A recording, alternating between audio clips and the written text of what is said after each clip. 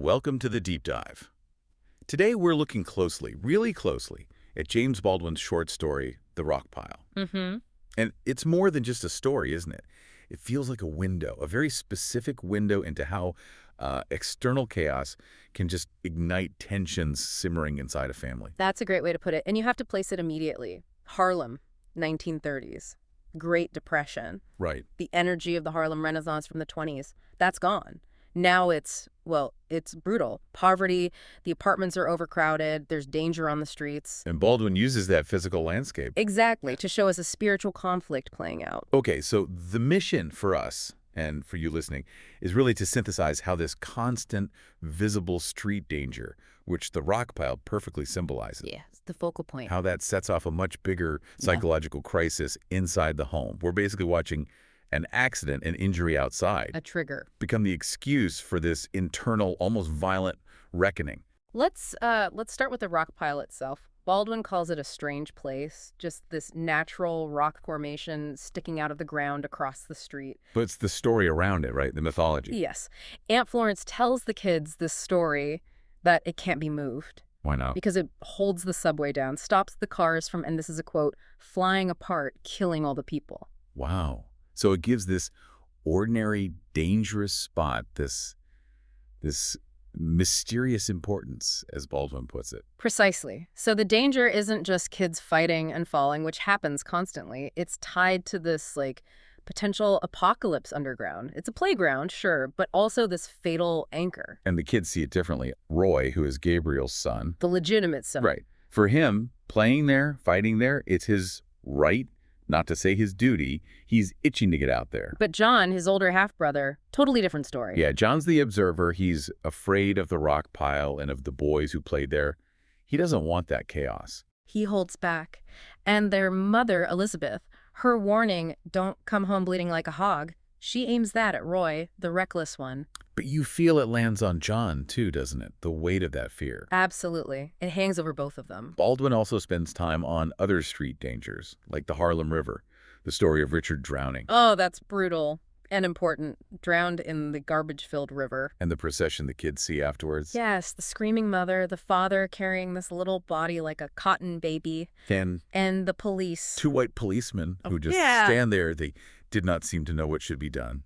And that scene, it establishes this feeling of, societal indifference, maybe even helplessness. The dangers outside are lethal, random, and when tragedy hits, there's no real safety net, no support. Baldwin's telling us, isn't he? This family is completely on its own. Yes, which raises the stakes for what happens inside the home. If the street offers nothing, the home has to be the safe place. But it isn't entirely, because the home itself is built on this fault line. John's existence. Exa- He's the central point. The fuse, as you said earlier. Elizabeth thinks of her kids with Gabriel, Roy, Delilah, Paul, her children. But the text is so explicit about John. It hammers it home. Only John was nameless and a stranger living unalterable testimony to his mother's days in sin. Oh. So the physical danger outside the rock pile, it's terrifying, yes. But John's status inside the family, this constant reminder, that's the real crushing emotional threat here. His presence is basically a standing accusation against his mother in the eyes of Gabriel the Reverend, Mm-hmm.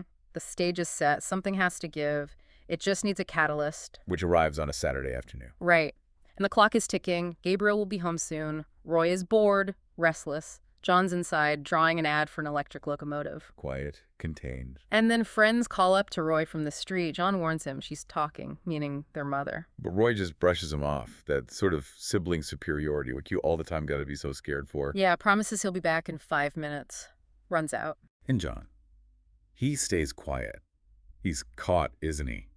Between telling his mother and betraying Roy, he'd practically promised not to tell. So he watches, he looks up, and suddenly the rock pile isn't a playground anymore. It's exploded. A gang fight, dozens of boys, flying weapons, stones, sticks, tin cans, garbage, chaos under the harsh sun. Pure chaos, mirroring the potential violence always simmering on those streets. And then Roy appears, right at the top, laughing, shirt torn. And gets hit. An empty tin can, just above the eye. He falls, tumbles down the rock pile, starts bleeding a lot. It happens so fast, John cries out, and Sister McCandless, who is visiting Elizabeth, Abachi. she rushes down. takes charge immediately.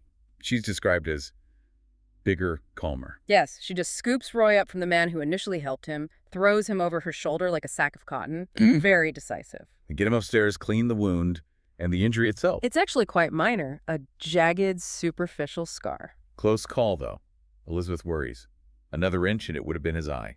But she knows instantly the real damage isn't the cut on Roy's head. It's the damage to the family's, fragile peace. You can feel her anxiety. She looks with apprehension toward the clock. Gabriel's coming. And the reckoning starts even before he arrives, with Sister McCandless. Right. She cleans the wound, but then she starts the interrogation. Yeah. She acts as this preemptive voice of judgment. Setting the stage for Gabriel. Elizabeth asks John, reasonably, "Why didn't you tell me Roy was downstairs?" And John tells the simple truth. He said he'd be back in 5 minutes. But Sister McCandless jumps right in. That's not good enough. No, she dismisses the literal truth. She imposes this hierarchical truth instead. Telling John, use the man of the house, he's supposed to look after your baby brothers and sisters. Which is an impossible burden to place on him, especially given his status in the house. Exactly. It elevates him only to immediately condemn him. She warns Elizabeth that Gabriel will make you tell the truth, implying John is lying or hiding something more. And adds that Elizabeth is way too soft with you, meaning John. She's weaponizing John's fear, his silence, and Elizabeth's love for him, all against them. She needs a scapegoat. And then she leaves quickly, saying she needs to go prepare his mind, Gabriel's mind. Chilling. And then, the footsteps on the stairs, Gabriel arrives. He fills the doorway, enormous. The physical danger part is over. Now the spiritual trial begins. And Elizabeth reacts instantly, defensively. She grabs the baby, Delilah. Their shared child. Yes. Goes to the sofa, holding Delilah like the weight of a shield. It's a deliberate act. A nonverbal message to Gabriel.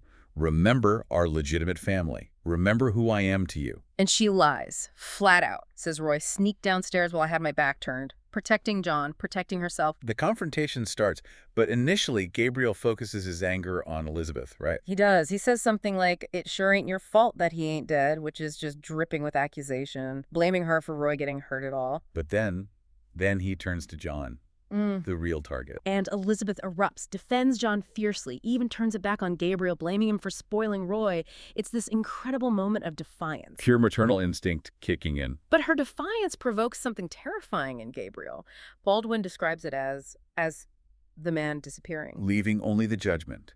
She sees in him hatred so deep as to become insupportable in its lack of personality. That phrase, lack of personality, it's devastating. It suggests Gabriel isn't just angry, he's become an instrument, an embodiment of the patriarchal religious judgment that condemns her past sin. His eyes are blind with malevolence. She feels him longing to see her ruined, her perdition. And John is just the symbol, the living proof that allows this judgment system to function within the family. It makes the next moment almost unbearable.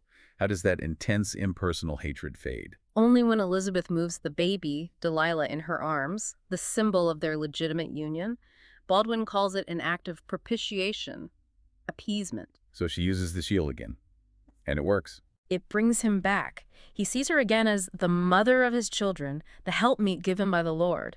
The hierarchy is restored. The immediate crisis passes. And the whole violent, chaotic scene that started on the Rockpile, it ends so quietly, so bleakly. With an act of submission, Elizabeth tells John, pick up your father's lunchbox like a good boy. And John obeys, bending his dark head near the toe of his father's heavy shoe. Accepting his place, the scapegoat, forever marked by his mother's past, reinforcing the father's authority. So if we trace it back, the physical danger, the Rockpile fight, it gives Roy a superficial scar.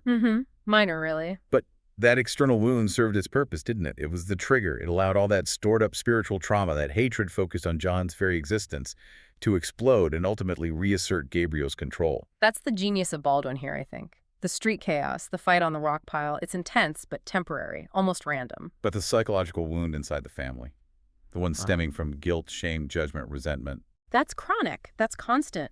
John lives with his wound every single moment, being defined as nameless and a stranger right there in his own home. His final act of picking up the lunchbox. That's the price, isn't it? The price for restoring the family's carefully constructed but deeply flawed internal peace. Exactly. Submission is the cost. It really makes you think about survival, especially in that time and place in 1930s Harlem. You have these constant, very real physical threats outside the fights. The river where Richard drowned. Lethal dangers. But then you have this crushing, invisible psychological pressure inside the home, focused on John. So that the question Baldwin kind of leaves hanging for you to think about. Which consequence is ultimately harder to survive? The physical scar that Roy carries, or the internal weight, the psychological burden that John carries every day? That's the core of it, isn't it? A profound question about the nature of wounds.